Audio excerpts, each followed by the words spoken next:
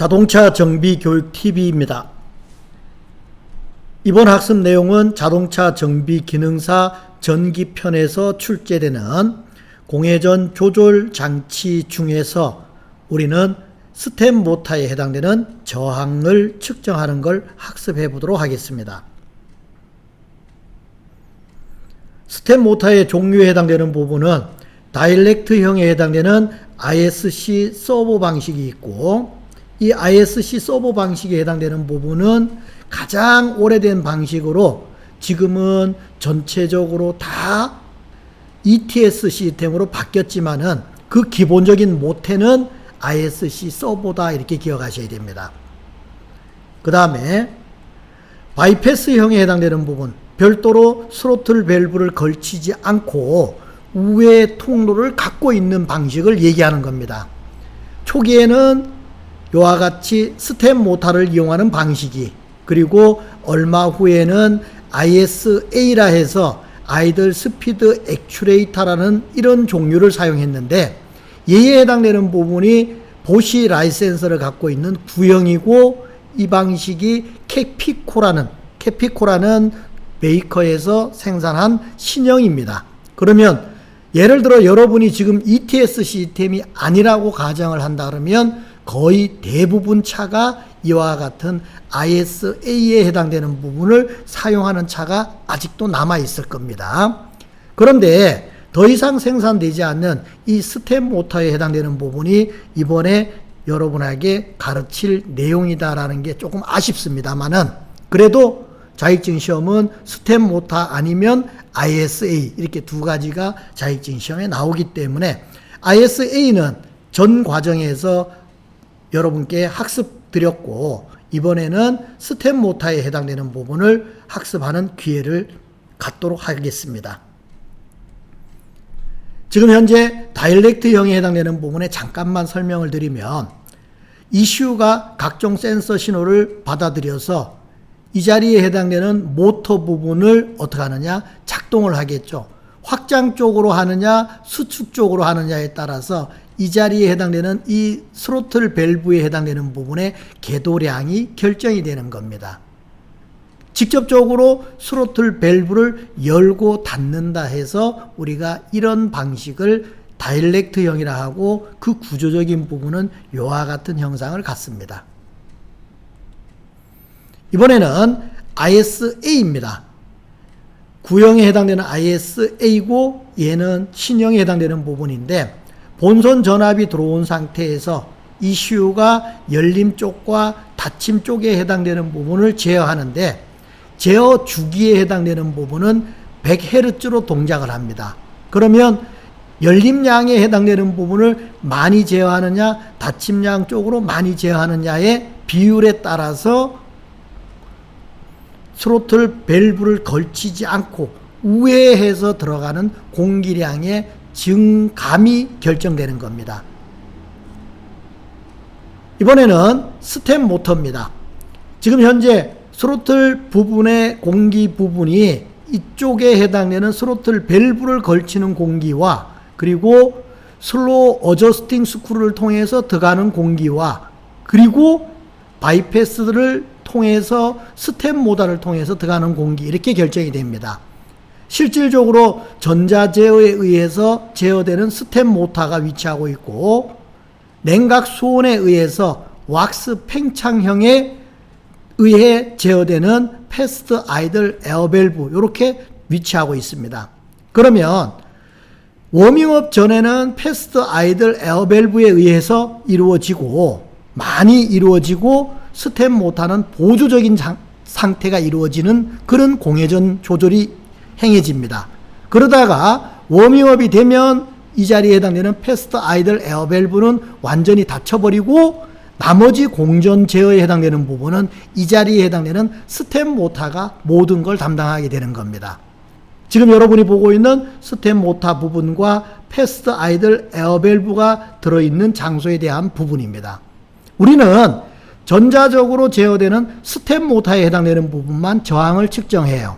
지금 이 회로도를 보시면 컨트롤 릴레이에서 12V 본선 전압이 이와 같이 공급이 됩니다.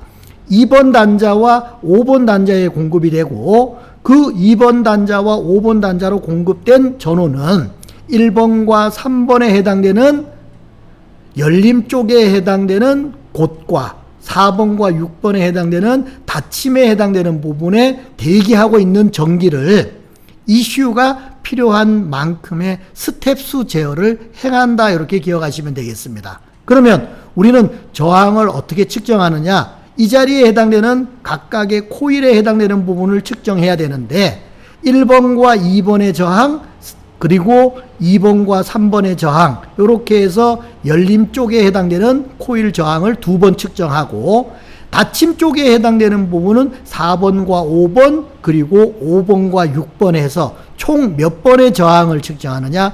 4번의 저항을 측정합니다. 단자 부분은 커넥터는 필요 없죠. 우리는 여기에 있는 이 스텝 모터에 해당되는 단자로 기억을 하셔야 되는데, 정제 뜻자로 이렇게 카운트합니다. 1번, 2번, 그리고 2번, 3번, 4번, 5번, 5번, 6번, 이렇게 해서 총 몇 번을 측정한다 했죠? 4번을 측정한다고 했죠. 자, 이렇게 지금 현재 단자도 알고 계셔야 되고, 그리고 어떤 형태의 코일 부분이 구성되어 있는가도 알으셔야 되는 겁니다. 그러면 직접적으로 저항 측정으로 넘어가 보도록 하겠습니다. 저항 측정으로 넘어가기 전에 공회전 조절 장치에 대해서 잠깐만 설명을 드리고 가겠습니다. 공회전 조절 장치라는 건 지금 여러분이 방금 전에 봤던 다이렉트형이든 아니면 바이패스형이든 그 각각에 해당되는 종류를, 각종 센서 신호를 기초로 해서 엔진 이슈가 제어하는 것을 우리가 공회전 조절 장치라 합니다. 그러면 그 조절 장치에 해당되는 부분에서 하는 기능은 5가지가 있는데, 시동성을 향상시키기 위해서 크랭킹 아이들 제어를 한다. 가장 많이 어떻게 하느냐? 공회전 조절 장치를 작동하겠죠. 그리고 2번째, 냉각수 온도가 낮은 상태에서 워밍업이 되기 전까지에 해당되는 부분, 그러면 엔진의 RPM은 조금 높게 유지되겠죠. 특히 겨울철에 보시면 시동 걸었을 때 RPM이 높은 상태로 유지되다가 점점 RPM이 낮은 상태로 떨어진다는 걸 알 수 있습니다. 그거는 냉각수 온도의 신호에 의해 컴퓨터가 지금 현재처럼 패스트 아이들 제어를 행하고 있는 것입니다. 그리고 난 다음에 워밍업이 완료되면 그 다음에는 공전 제어를 행하겠죠. 자, 이게 지금 현재 시동부터 시작해서 워밍업 단계까지 진행하는 그러한 공회전 조절을 의미하는 겁니다. 자, 이제 차가 주행을 쭉 하는 상태에서 운전자가 가속을 해서 쭉 주행을 하는 상태입니다. 그러다가 불가항력에 의해서 가속 페달에서 발을 띄고 감속을 하는 그런 상태가 됐을 때 스로틀 밸브가 급격하게 닫혀서 공기가 차폐되고 그에 따른 충격적인 부분이 발생할 수가 있습니다. 그러면 어느 지점까지는 급격하게 스로틀 부분이 닫히더라도 어느 이후부터는 천천히 어떻게 하느냐, 차의 RPM이 하강하도록 제어를 해야 되겠죠. 그걸 실질적으로 나가서 맞아 들어온다 해서 대시포트 제어라는 용어를 쓰는 겁니다. 그래서 RPM이 어느 지점까지는 급격하게 하강을 하지만 그 후부터는 완만하게 하강함으로 인해서 차량에서의 공기 차폐에 의한 충격적인 부분을 억제하는 겁니다. 또 하나는 공회전 상태의 차량을 운전자가 가속 페달을 밟지 않는 상태예요. 이때 에어컨 부하가 작동하게 되면 그에 상응하는 만큼의 파워가 더 공급이 돼야 되겠죠. 필요하겠죠. 그거에 하기 위해서 부하가 작용했을 때 RPM을 업시키는 보정 기능을 수행하게 됩니다. 이걸 우리가 부하에 따른 아이드롭 제어라는 용어를 쓰는 겁니다. 이렇게 5가지 제어를 위해 공회전 장치가 어떻게 한다? 필요하다, 이렇게 기억하시면 되겠습니다. 그러면 지금부터 스텝 모터의 저항 측정을 직접적으로 해보도록 하죠. 스텝 모터 저항 측정을 해보도록 하겠습니다. 디지털 멀티미터를 저항 셀렉터에 위치한 상태에서 측정 전에 반드시 0점 확인 작업을 먼저 하셔야 되죠. 적색과 흑색 프로브를 쇼트한 상태에서 현재 디스플레이 화면에 나오는 0.5ohm을 측정값에서 뺀 후에 최종 측정치로 한다 하는 걸 기억하셔야 됩니다. 이번에는 스텝 모터에 해당되는 부분의 단자를 보시면 위에 쪽에 1번, 2번, 3번 전진 코일에 해당되는 부분입니다. 아래쪽에 4번, 5번, 6번 후진 코일에 해당되는 부분이에요. 우리는 저항을 총 몇 번을 측정하느냐, 전진에 해당되는 1번과 2번 그리고 2번과 3번 이렇게 해서 2번을 측정하고, 후진에 해당되는 4번, 5번 그리고 5번, 6번 해서 총 2번, 그러면 전진에서 2번, 후진에서 2번, 4번을 측정한다는 얘기가 되네요. 그죠? 자, 그러면 전진 쪽에 해당되는 부분부터 먼저 측정해 보도록 하죠. 1번 단자와 2번 단자입니다. 30.3ohm이 나왔어요. 그러면 측정값에서 0.5를 빼면 얼마입니까? 29. 그리고 8ohm이 되는 거죠. 자, 29.8ohm입니다. 이번에는 2번 단자와 3번 단자입니다.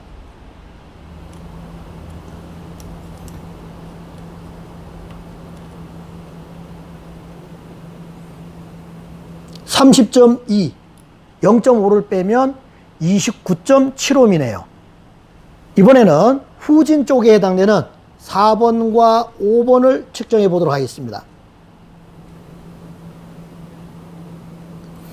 30.3ohm, 그러면 29.8ohm이네요. 그죠?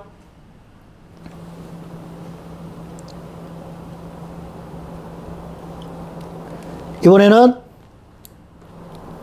4번 단자와 그리고 5번 단자와 6번 단자에 해당되는 부분을 측정해 보도록 하겠습니다.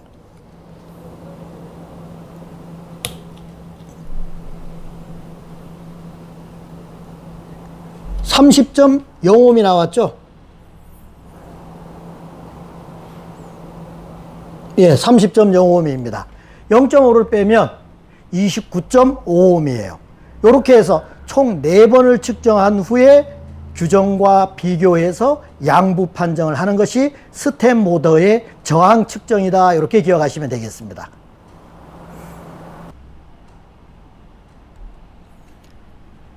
이번에는 답안지 작성에 대해서 살펴보도록 하겠습니다. 규정은 28.0에서 33.0ohm이고 4번을 측정했죠. 1번, 2번, 2번, 3번, 그리고 4번, 5번, 5번, 6번. 그러다 보니까 각각의 저항의 차이가 어느 이상 발생하면 안 됩니다.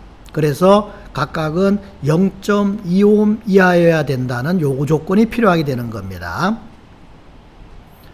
자, 1번을 측정했더니 29.8ohm이 나왔고 1번, 2번이, 그리고 2번, 3번은 29.7ohm, 4번, 5번은 29.8ohm, 그리고 5번, 6번이 29.5ohm이 나왔네요. 자, 여러분이 지금 현재 상태에서 28.0에서 33.0ohm 안에는 다 들죠? 근데 중요한 건 이거예요. 지금처럼 0.2ohm 이하가 돼야 됩니다. 가장 작은 거와 그리고 가장 큰 거에 해당되는 부분을 이렇게 비교해 보시면 지금 현재 상태는 0.3ohm의 오차가 발생하고 있네요. 그죠? 측정값의 차이가 발생하네요. 그러면 여러분은 뭐라고 하셔야 됩니까? 이렇게 분량으로 체크하시고 정비 및 조치 사항에 해당되는 부분, 정비 및 조치할 사항에 해당되는 부분에 이 자리에는 지금 현재 이 스텝 모터를 어떻게 하느냐? 교환하는 것으로 정리하셔야 되겠죠. 그래서 스텝 모터 교환 후 어떻게 한다? 재측정한다. 이렇게 기록하시면 되겠습니다. 지금까지 스텝 모터의 저항 측정이었습니다.